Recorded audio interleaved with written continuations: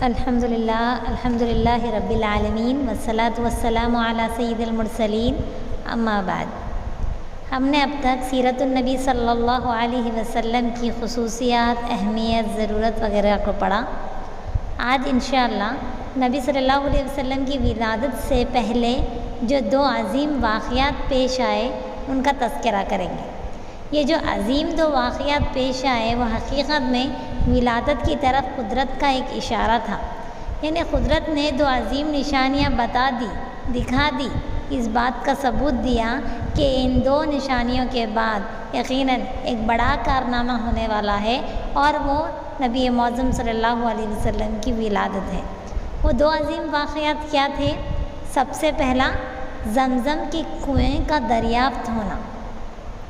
جی ہاں، ابراہیم علیہ السلام کے بعد جب نسلیں بڑھتی گئی اور مکہ ویران ہوتا گیا تو زمزم کے کنویں کا نام و نشان مٹ گیا، اس کے علامات اور اس کے نشانات گم ہو گئے۔ سب یہ بات تو جانتے تھے کہ اس مکہ میں، اس زمین میں ایک کنواں ہے جو زمزم کے نام سے جانا جاتا ہے، جس کی تاریخ یہ ہے، جس کا واسطہ اسماعیل علیہ السلام اور بی بی ہاجرہ علیہ السلام سے ہے، وغیرہ وغیرہ۔ لیکن وہ کنواں کہاں ہے، کہاں گم ہو گیا، کس جگہ ہے، یہ چیز لوگ نہیں جانتے تھے۔ تو اللہ کا کرنا یہ ہوا کہ ولادت کے قریب مکہ والوں نے اس کو دریافت کر لیا، اور اس دریافت کرنے کا ذریعہ کون بنے؟ نبی معظم صلی اللہ علیہ وسلم کے دادا عبد المطلب بنے۔ اللہ تعالیٰ نے نبی صلی اللہ علیہ وسلم کے دادا عبد المطلب کو یہ خواب دکھایا کہ جس میں یہ بتایا گیا کہ زمزم کا کنواں کہاں ہے، کس جگہ کھدائی کرنے سے وہ کنواں دریافت ہو جائے گا۔ اور ان کے دادا نے اپنے خواب کے مطابق جب وہاں پر کھدائی کا کام شروع کیا تو واقعی میں وہاں کنویں کے آثار ملے، کنواں رہنے کے ثبوت ملتے گئے، اور وہ کھدائی کرتے گئے۔ لیکن جب مکہ والوں کو یہ معلوم ہوا کہ عبد المطلب کنویں کی کھدائی کر رہے ہیں اور واقعی وہاں پر کنواں ہونے کے آثار اور ثبوت مل رہے ہیں، تو مکہ والے آ کر یہ جھگڑنے لگے کہ یہ ہمارا بھی حق ہے، کیونکہ یہ بڑی شرف، یہ بڑی فضیلت والی بات تھی۔ کنویں کا دریافت کرنا، زمزم کی کنویں کا دریافت کرنا ایک عظیم بات تھی، اعزاز کی بات تھی۔ تو جب وہ جھگڑا کرنے لگے، کچھ ایسے بیچ میں واقعات آئے جس سے لوگ سمجھ گئے کہ یہ صرف عبد المطلب کے لیے یہ اعزاز خاص ہے۔ تکرار کے باوجود بھی یہ اعزاز صرف عبد المطلب کو ملا۔ اللہ نے ان کے حق میں یہ رکھا کہ وہ زمزم کے کنویں کی دریافت کرے۔ بہرحال جب زمزم کا کنواں دریافت ہو گیا، جب لوگ جاننے لگے کہ یہی وہ تاریخی کنواں ہے جسے زمزم کہا جاتا ہے۔ زمزم کا کنواں دریافت ہونے کے بعد عبد المطلب نے یہ نظر مانی کہ اگر مجھے 10 بچے ہوں گے جو اس قابل ہوں گے کہ وہ میری پروٹیکشن کر سکے تو میں ایک بچے کو ذبح کروں گا۔ ایک روایت کے مطابق انہیں 13 لڑکے ہوئے، اور ایک روایت کے مطابق انہیں 11 لڑکے ہوئے، اور ایک روایت کے مطابق انہیں 10 بیٹے ہوئے۔ بہرحال 10 بیٹے ہو جانے کے بعد انہوں نے اپنی نظر پوری کرنے کا ارادہ کیا۔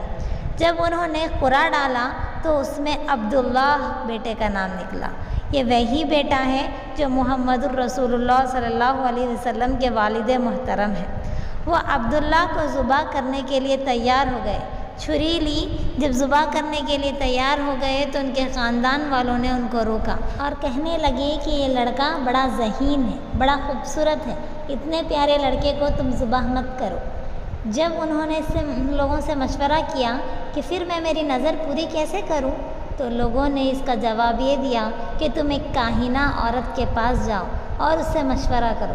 جب وہ اس کے پاس گئے اور اس سے مشورہ کرے تو اس نے یہ مشورہ دیا کہ ایک چٹھی میں عبداللہ کا نام لکھا جائے گا اور ایک چٹھی میں 10 اونٹوں کا نام لکھا جائے گا۔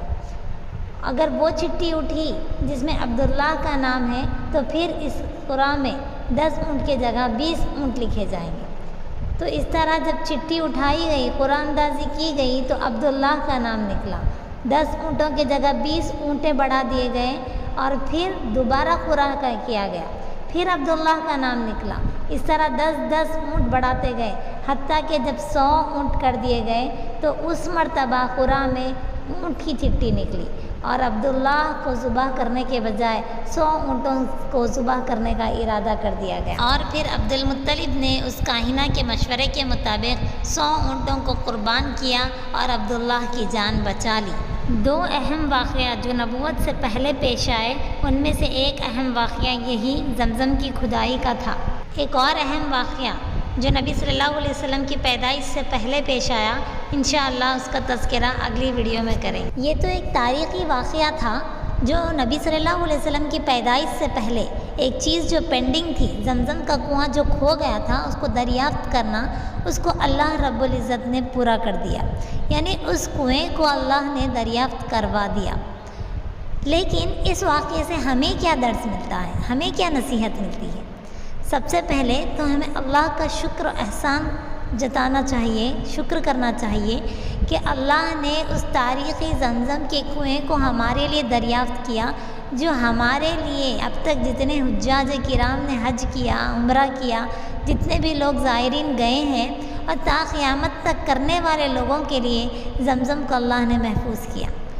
ٹھیک ہے، دوسری چیز ہمارے لیے یہ ایک نصیحت ہوتی ہے کہ جیسا کہ اللہ تعالیٰ نے عبد المطلب کو خواب دکھایا، سچا خواب، تو اس سے معلوم ہوا کہ نیک لوگوں کو سچے خواب آتے ہیں، اور اسے وحی کا 40واں حصہ حدیث میں کہا گیا، کیا یعنی جو چیز ہونے والی ہے انہیں اشارتاً یا کنایتاً کچھ چیزوں کا پتہ دیا جاتا ہے۔ یہ نیک خواب سچے خواب ہوتے ہیں جو نیک لوگوں کو دیے جاتے ہیں۔ اس درس سے ہمیں یہ بھی چیز معلوم ہوئی کہ جو کام اللہ نے جس کے ذمے رکھا ہے وہ کام اس سے اللہ کروا کے رہیں گے۔ جیسا کہ پوری قوم عبد المطلب کے خلاف ان سے اعتراض کرنے لگی کہ زمزم کے کھدائی کا کام میں وہ بھی شامل ہوں گے، لیکن کچھ کام بیچ میں رکاوٹیں ایسی آ گئی جس سے لوگ یہ سمجھ گئے کہ اللہ کی طرف سے اللہ نے عبد المطلب کو اس کام کے لیے خاص کیا ہے۔ تو بعض لوگوں کو اللہ اپنے کاموں کے لیے چن لیتا ہے۔ اگلی چیز اس واقعے میں جاننے کی یہ ہے کہ جو عبد المطلب کاہنہ عورت کی طرف گئے تھے، وہ اس زمانے دور جاہلیت کی بات تھی، جب ابھی نبی معظم صلی اللہ علیہ وسلم نبی نہیں بنے تھے، پیدا بھی نہیں ہوئے تھے۔ اگر اس دور میں کوئی شخص کاہنہ کے پاس جاتا ہے، عرافہ کے پاس جاتا ہے، سپرسٹیشنز یعنی فیوچر پریڈکشنز کرتا ہے، تاروں کے ذریعے، ہاتھوں کی لکیروں کے ذریعے کسی بھی طرح آگے کی باتیں جاننے کی کوشش کرتا ہے، تو یاد رکھیے اس شخص کی 40 دن کی نماز قبول نہیں ہوگی، یہ شرک اور کفر کے دائرے میں آئے گا۔ اس واقعے میں اگلی چیز جو قابل غور ہے وہ یہ ہے کہ جان کے بدلے جان کی قربانی ہوگی، یعنی اگر کوئی شخص کسی کو مارتا ہے، قتل کرتا ہے، تو پھر اس کی بھی جان لی جائے گی، جس نے قتل کیا، قاتل کی بھی جان لی جائے گی۔ تو اور اگر کوئی شخص مقتول کے گھر والے اگر دیت پہ راضی ہو جائیں تو انہیں اس زمانے میں 10 اونٹ دیے جاتے تھے۔ ایک جان کو قتل کیا تو اس کا دیت 10 اونٹ انہیں دیا جاتا تھا۔ لیکن عبداللہ اور عبد المطلب کے اس واقعے میں جب عبد المطلب نے عبداللہ کے لیے 100 اونٹوں کی قربانی دی، اس کے بعد عرب کا یہ دستور ہو گیا کہ وہ ایک جان کے بدلے اس کا دیت انہوں نے 100 اونٹ مقرر کیا۔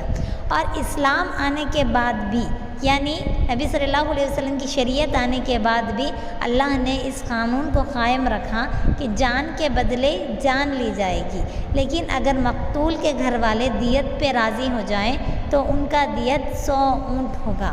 اس میں اور ایک چیز قابل ذکر بات یہ ہے کہ اگر ہم کسی چیز کی نظر مانے ہیں تو پھر اس نظر کو پورا کرنا ہمارے لیے ضروری ہو جاتا ہے۔ جیسا کہ عبد المطلب نے نظر مانی تھی اپنے بیٹے کو قربان کرنے کے لیے، لیکن مشورے کے تحت انہوں نے جان کے بدلے 100 اونٹوں کی قربانی کی۔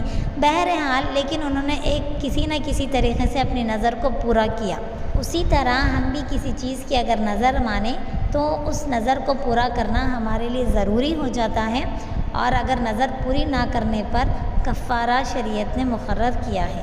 جزاکم اللہ خیرا۔ السلام علیکم ورحمۃ اللہ وبرکاتہ۔